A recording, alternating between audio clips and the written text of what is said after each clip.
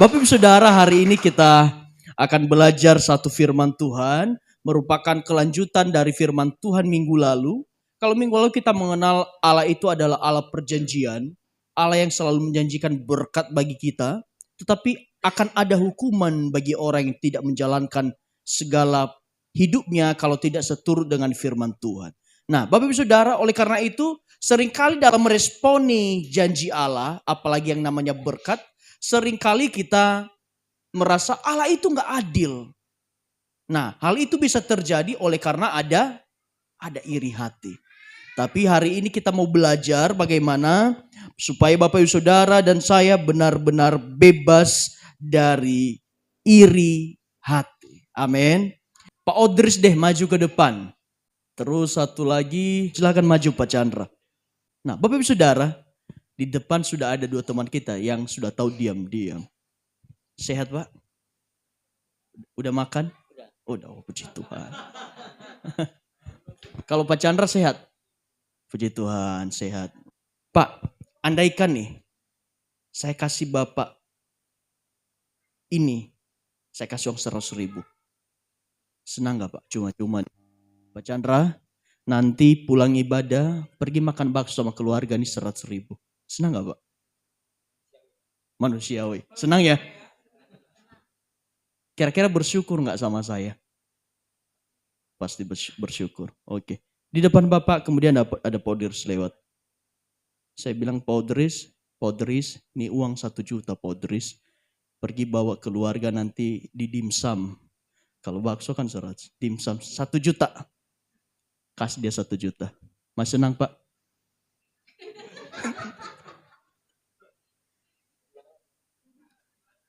Ntar. Saya kasih Bapak 100.000 tadi senang. Kemudian di depan Bapak saya kasih dia 1 juta. Kira-kira Bapak masih senang gak?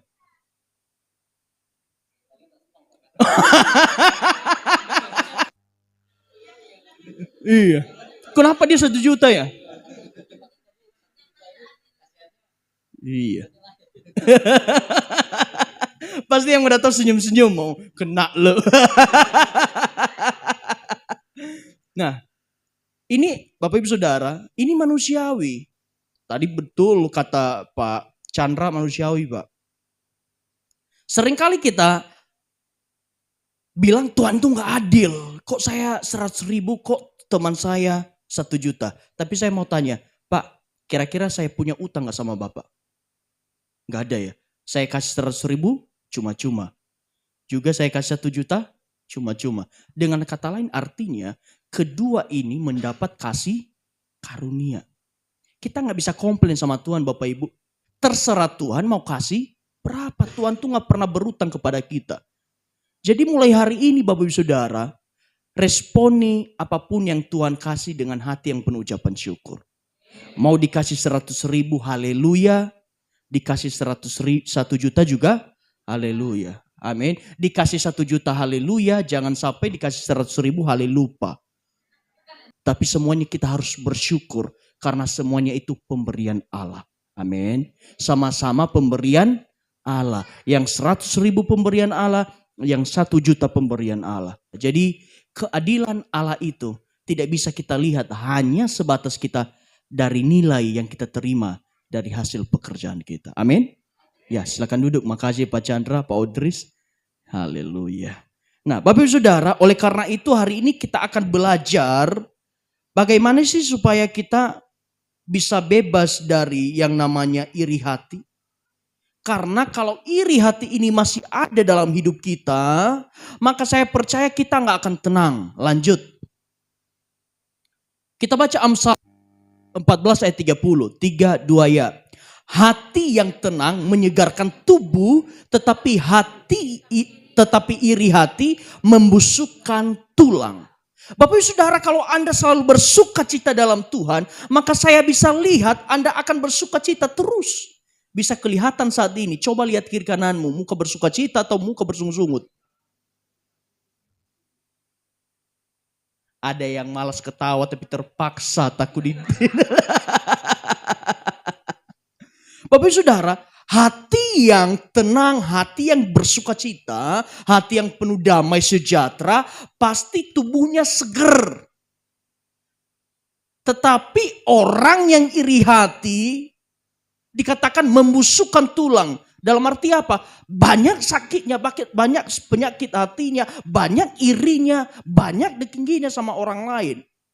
Andaikan kita lagi makan nih, ayam geprek, tapi gepreknya enak sekali. Udah setengah jalan kita makan dan kita bilang, geprek ini memang enak sekali. Tetapi tiba-tiba orang yang tidak kita senang lewat. Dia juga mau makan. Duduknya depan kita lagi. Kira-kira geprek kita makin enak atau makin gimana? Gak enak lagi ya?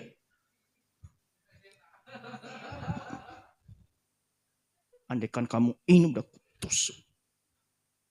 Bapak saudara, orang yang punya iri hati bahkan gak bisa menikmati berkat Tuhan karena apa? Hatinya bermasalah. Bisa jadi sebelum ada orang itu kamu masih bisa nikmati.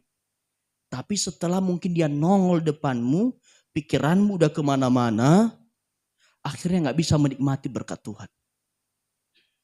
Keberadaan media sosial juga menambah potensi iri hati kepada orang lain. Bapak Ibu Saudara, sekarang orang pamer itu, dulu medianya paling kalau orang Kristen ya.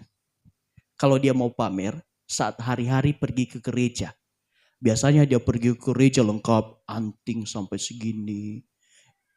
Kalungnya kayak rantai, haknya 10 cm. Pokoknya lengkap.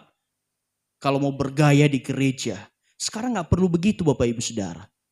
Anda tinggal foto pakaian Anda upload di status, maka saat itu juga ada orang yang sakit hati. Sekarang iri hati semakin instan Bapak Ibu Saudara.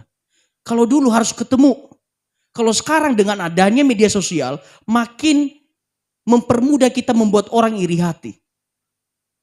Dan makin juga berpotensi membuat hati kita iri kepada orang lain. Kita lihat, enaknya dia ya bisa makan di sini. Dia ini lagi jalan-jalan ke sini ya. Bapak Ibu, kantor saya sering keluar kota. Saya sering keluar kota Bapak Ibu. Kemudian istri saya pernah bikin status. Tahu isi statusnya? Dia bilang, mau iri tapi suami sendiri. Karena dia lihat saya lagi di pantai, lagi minum kopi, kemudian saya upload status. Dia bilang, enak banget kamu hidupnya ya. Dikit-dikit keluar kota, dikit-dikit jalan-jalan, dikit-dikit ini. Saya bilang ya, puji Tuhan, memang Tuhan sedang izinkan untuk begini. Akhirnya bikin status, mau iri tapi suami sendiri. Bagaimana sih supaya saya dan saudara bisa bebas dari iri hati? Karena iri hati itu gini, merasa kurang senang melihat kelebihan orang lain. Bapak Ibu Saudara, ketika Saul melihat kelebihan Daud, ketika ibu-ibu menyanyikan Saul mengalahkan beribu-ribu, Daud mengalahkan laksa. Apa yang Saul menjadi sakit hati? Orang itu akan menjadi sakit hati apabila dia sudah mulai membandingkan diri dengan orang. Dia menjadi sakit hati dan yang dia lakukan apa? Dia ngejar Daud, dia ingin membunuh Daud. Sama juga hal terjadi. Ketika Kain menjadi iri hati kepada Habel, apa yang terjadi? Kain membunuh Habel. Yang pasti Bapak Ibu Saudara, kalau sudah ada iri hati, pasti akan menimbulkan pertengkaran, akan menimbulkan perpecahan. Kalau ada iri hati dan ingin lebih dari orang lain, maka yang terjadi apa? Pasti akan kacau. Tetapi kita harus punya pemikiran bahwa kita semua ini diciptakan yang berbeda. Amin. Laki-laki dan perempuan aja dari sononya udah diciptakan berbeda. Diciptakan berbeda oleh Tuhan. Tujuannya cuma satu. Supaya kita saling melengkapi. Tetapi seringkali orang memandang perbedaan sebagai saingan. Karena sesungguhnya perbedaan yang diizinkan Tuhan bukan untuk saling menjatuhkan, tetapi supaya kita saling melengkapi. Bapak Ibu Saudara, kenapa kita harus lepas dari iri hati? Karena iri hati itu singkatnya begini. Senang melihat orang lain susah, susah melihat orang lain senang. Kalau dirimu susah melihat orang lain senang, tapi senang ketika orang lain susah, berarti bibit iri hati sangat kuat dalam dirimu.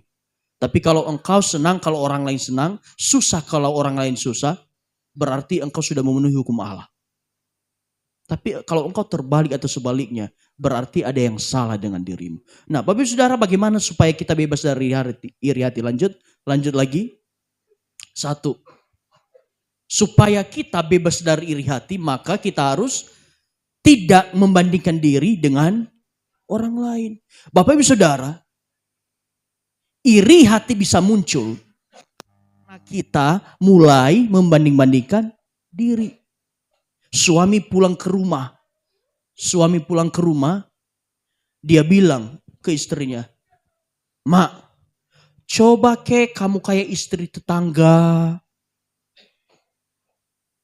Pulang baju rapi, ngomong lemah lembut." Akhirnya apa? Awalnya si istrinya gak pernah benci sama yang tetangga sebelah. Tapi karena sudah mulai ada perkataan itu, mulai detik itu, dia menjadi dendam kepada tetangga sebelah. Padahal tetangga sebelah gak ganggu dia. Cuma karena perkataan suaminya nih, "Coba kamu kayak sebelah." Pulang suaminya dibikinkan teh, kopi. Di firman Tuhan Galatia 6 ayat 4 dikatakan begini. "Baiklah setiap orang menguji pekerjaannya sendiri." Bapak Saudara, menguji pekerjaan sendiri. Jangan urus pekerjaan orang lain. Kalau engkau membandingkan dirimu dengan orang lain, saya yakinkan Bapak Ibu pasti akan ada iri hati. Karena dirimu dengan orang lain memang berbeda. Jangan bandingkan dirimu. Dikatakan maka ia boleh bermegah melihat keadaannya sendiri dan bukan melihat keadaan orang lain. Jangan pernah bandingkan dirimu orang lain. Jangan pernah bandingkan suamimu dengan suami orang. Kita melihat orang lain bisa jadi motivasi untuk lebih baik. Tapi jangan pernah bandingkan dirimu dengan orang lain. Karena kalau engkau melihat orang lain, pasti engkau menemukan perbedaan. Dan perbedaan itu akan membawa engkau menjadi iri hati. Jadi langkah pertama, supaya kita bebas dari iri hati, tidak harus membandingkan diri kita dengan orang lain. Kalau orang lain begini, kita begini, gak usah bandingkan karena dirimu memang beda dengan orang lain.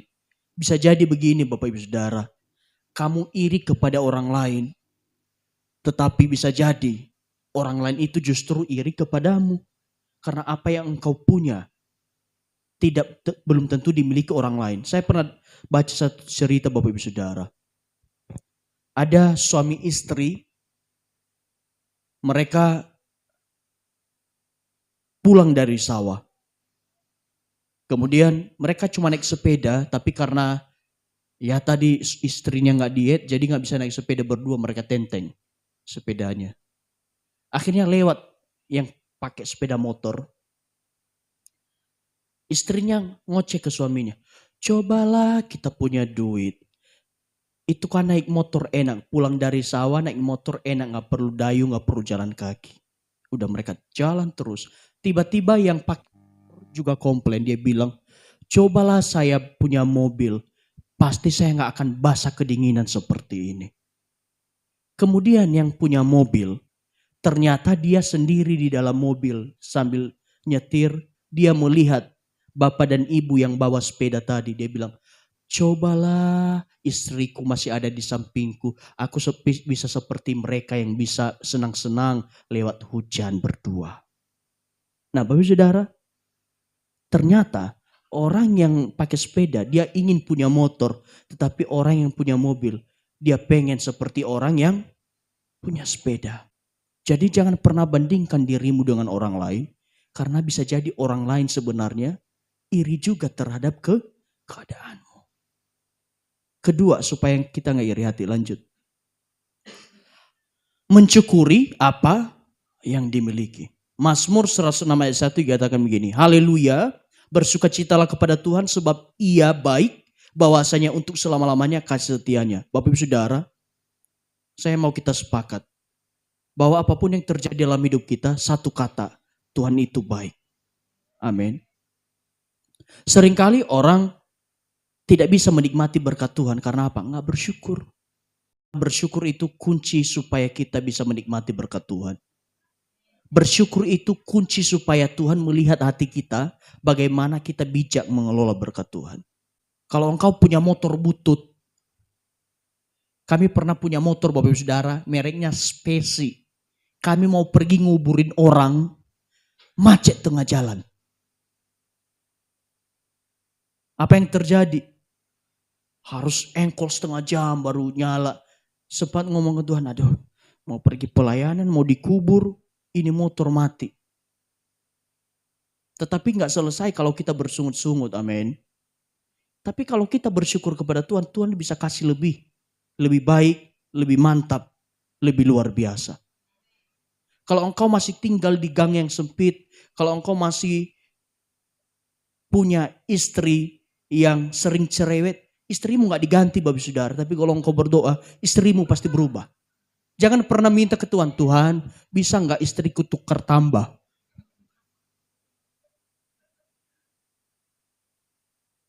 Tapi kalau engkau bersyukur Bapak Ibu Saudara, untuk istrimu yang engkau punya, saya yakin kok, istrimu pasti bisa diubahkan Tuhan. Perempuan cantik, laki-laki ganteng, di luar sana banyak. Tapi saya mau bilang, istrimu itu yang terbaik. Suamimu yang terbaik. Amin. Jadi syukuri apa yang kau punya saat ini. Ada apa sih kita di rumah saat ini masih punya kulkas satu pintu kah? Masih punya TV tabung kah? Syukuri saja itu. Suatu saat kalau Tuhan melihat hatimu yang bersyukur, TV tabungmu bisa berubah jadi tipis. Amin. Haleluya. Jangan bersungut-sungut. Kalau bersungut-sungut itu menghalangi berkat Tuhan. Karena apa? Dari hatimu yang bersungut-sungut, kamu kerja pun ikut bersungut-sungut. Akhirnya kalau kerjamu bersungut-sungut di tempat kerja, kamu gak pernah bisa lama. Baru 3 bulan dipecat. Izin lagi 3 bulan dipecat. Karena apa? Bersungut-sungut. Tapi kalau engkau bisa bersyukur, engkau kerja dengan baik, saya yakin percaya akan ada promosi demi promosi dari Tuhan. Jadi paling benar itu adalah kita punya hati yang bersyukur terhadap apa yang kita miliki. Begitu juga dengan Bapak Ibu harus bisa bersyukur kalau kapasitasmu dibuat lebih banyak untuk melakukan banyak hal untuk pekerjaan Tuhan. Jangan merasa Tuhan saya capek. Karena yang ketiga ini, berkat Tuhan itu tidak pernah tertukar. Saya mau katakan kepada Bapak Ibu, kalau ada satu hal memang ditetapkan untukmu, biarpun dia keliling Pontianak, Medan gini, pasti akan kembali untukmu. Saya punya banyak pengalaman pribadi. Ketika memang itu jadi bagian kita, Tuhan tentukan, biar orang lain singkirkan, Tuhan yang dekatkan. Amin. Yakobus 1:17 dikatakan begini, setiap pemberian yang baik dan setiap anugerah yang sempurna datangnya dari atas. Diturunkan dari segala Bapa terang, padanya tidak ada perubahan atau bayangan karena pertukaran. Keempat itu adalah ada waktu Tuhan untuk saya. Bapak Ibu Saudara, begini. Kalau kita berdoa, maunya cepat atau lambat? Dijawab. Cepat. Kita berdoa, Tuhan minta HP. Maunya saat selesai ngomong minta HP, tiba-tiba cus, ada HP di bawah. Ngomong lagi, Tuhan minta motor, cus, jadi motor. Maunya kan kita seperti itu. Iya kan? Kita minta cus, cus, cus, nongol semua. Tapi saya mau katakan kepada Bapak Ibu, cara Tuhan memberkati Bapak Ibu Saudara bukan seperti itu. Karena segala sesuatu yang instan justru suatu saat akan merusak kehidupan kita. Sesuatu yang diberikan dengan instan pasti akan menimbulkan masalah. Tuhan gak mau kita bermasalah dalam hidup kita Bapak Ibu Saudara. Tapi kalau kita datang ke Tuhan dengan hidup kita yang udah dewasa, Tuhan pasti berkati hidup kita. Bapak Ibu Saudara, masalahnya begini, kita sering datang ke Tuhan, menghadap Tuhan dengan bejana yang bolong. Kita minta Tuhan penuhi bejana saya, tapi bejana kita bolong. Kira-kira Tuhan berikan gak kalau bejana kita bolong? Gak akan dikasih. Tapi kalau kita datang ke Tuhan, minta Tuhan berkati, kita bawa bejana hidup kita, bejana hidup yang bagus, maka saya yakin Tuhan isi. Makanya Tuhan bilang, anggur baru tidak akan diisikan ke dalam kantong yang lama. Karena apa? Kalau tetap dipaksa isi, yang terjadi terbuang percuma. Jadi kapan Tuhan berkati saya? Tuhan tahu waktunya kalau saya punya bejana yang bagus untuk diisi oleh Tuhan. Seringkali Bapak Ibu Saudara, bukan doa kita tidak dijawab, tapi kita datang ke Tuhan bawa bejana bolong. Tapi saya percaya kalau kita datang ke Tuhan dengan bejana yang utuh. Dengan kata lain apa? Hidup kita udah dewasa, gak iri hati lagi, bisa bersyukur, pintar, bijak mengelola keuangan. Saya percaya Bapak Ibu Saudara, seberapa besar kita bawa bejana itu, Tuhan akan isi penuh berkelimpahan. Tapi kalau kita datang dengan bejana yang kosong, artinya apa? Kita masih sombong, kita masih iri, kita masih dengki, kita masih berbuat dosa. Jangan harap bejanamu akan diisi oleh Tuhan. Banyak orang menderita Bapak Ibu Saudara, oleh karena bejananya sebenarnya kosong. Karena bejananya rusak. Saya percaya orang-orang yang mengerti bahwa waktu Tuhan itu pasti yang terbaik, akan membawa, dia gak akan nuntut kepada Tuhan. Orang yang mengerti bahwa waktu Tuhan yang terbaik tidak akan pernah nuntut Tuhan untuk berkati dia. Tapi yang dia lihat dirinya, sudah pantaskah diri saya diberkati Tuhan? Sudah pantaskah bejana hidup saya untuk siap diisi oleh berkat-berkat Tuhan? 2 Petrus ayat 3:9 dikatakan begini, Tuhan tidak lalai menempati janjinya. Sekalipun ada orang yang menganggapnya sebagai kelalaian, tetapi ia sabar terhadap kamu supaya ia mengendaki supaya jangan ada yang binasa, melainkan supaya semua orang berbalik dan bertobat. Bapak Ibu Saudara, Tuhan tahu kok kapan Bapak Ibu Saudara yang belum punya rumah punya rumah. Tuhan tahu kapan kita punya motor yang baru. Kalau kita bisa dipercaya hal-hal yang kecil, maka Tuhan akan mempercayakan hal-hal yang besar. Nah, Bapak Ibu Saudara, kenapa saya dan saudara gak boleh ada iri hati? Karena sebab di mana ada iri hati dan mementingkan diri sendiri, di situ ada kekacauan dan segala macam perbuatan jahat. Kalau di hati Bapak Ibu sudah ada benih-benih iri hati, maka otomatis kita akan jadi troublemaker, pembawa kekacauan, pembawa perpecahan, pembawa masalah. Oleh karena itu, kalau ada iri hati dalam diri kita, segera kita harus kikis. Gimana caranya? Jangan bandingkan dirimu dengan orang lain, syukuri apa yang kau punya. Ketiga, berkat Tuhan tidak pernah tertukar. Dan keempat, ada waktu Tuhan untuk Bapak Ibu Saudara. Kapan kita diberkati, kapan kita punya ini dan punya itu. Lanjut, satu lagi Bapak Ibu Saudara. Matius 20 ayat 1-6 kita akan baca sama-sama sebagai ayat terakhir. Adapun hal kerajaan sorga sama seperti seorang tuan rumah yang pagi-pagi benar keluar mencari pekerja-pekerja kebun anggurnya. Lanjut. Setelah ia sepakat dengan pekerja-pekerja itu mengenai upah sedinar sehari, ia menyuruh mereka ke kebun anggurnya. Kira-kira pukul 9 pagi ia keluar pula dan dilihatnya ada orang-orang lain menganggur di pasar. Katanya kepada mereka, pergi jugalah kamu ke kebun anggurku dan apa yang pantas akan kuberikan kepadamu, dan mereka pun pergi. Tadi yang awal dikatakan berjanji kasih 1 dinar kerja 1 hari full. Kemudian keluar jam 9 pagi juga dia Tuhan berkata, aku akan memberikan yang pantas. Kira-kira pukul 12 dan pukul 3 petang ia keluar pula dan melakukan sama seperti tadi. Lanjut. Kira-kira pukul 5 petang ia keluar lagi mendapati orang-orang yang lain pula. Lalu katanya kepada mereka, mengapa kamu menganggur saja di sini sepanjang hari? Lanjut. Kata mereka kepadanya, karena tidak ada orang yang mengupah kami. Katanya kepada mereka, pergi jugalah kamu ke kebun anggurku. Lanjut.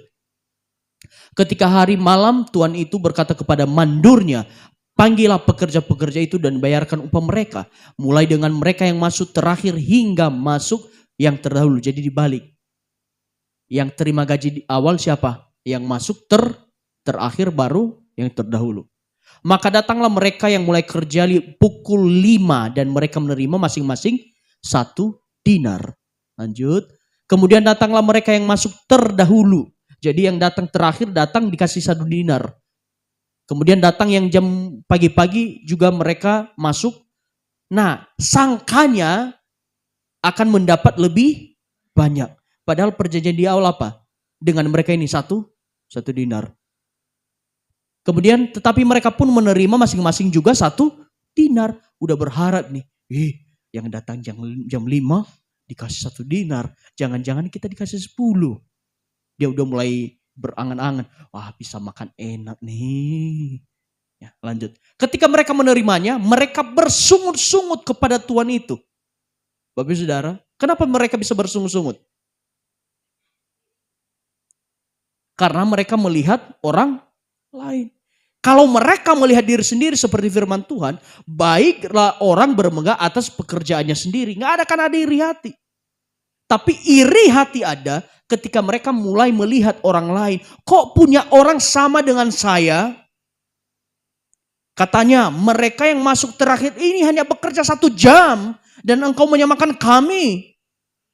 Menyamakan mereka dengan kami yang sehari untuk bekerja berat dan menanggung panas terik. Bapak Ibu Saudara, bukankah para pekerja ini jam datang pagi hari sudah sepakat dengan Tuhan 1 dinar?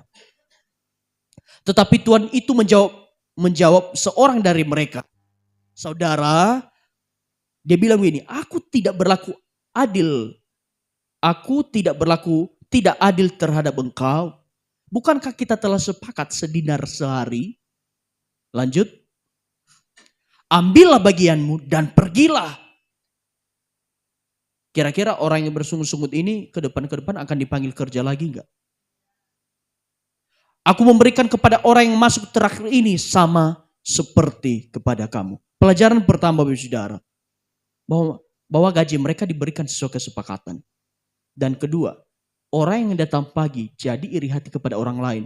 Karena tadi satu masalah di poin pertama, dia mulai membandingkan dirinya dengan orang lain. Jadi membandingkan diri dengan orang lain adalah sumber iri hati. Maka mulai saat ini, mari kita berubah dalam nama Tuhan Yesus. Jangan bandingkan gereja kita dengan gereja orang. Jangan bandingkan suami kita dengan suami orang. Jangan bandingkan anak kita dengan anak orang. Karena saya percaya kalau udah mulai membandingkan banyak masalah. Tapi yang poin kedua, syukuri apa yang kita miliki. Karena apa? Karena berkat Tuhan tidak pernah tertukar. Dan tentunya ada waktu Tuhan untuk kapan kita diberkati. Amin.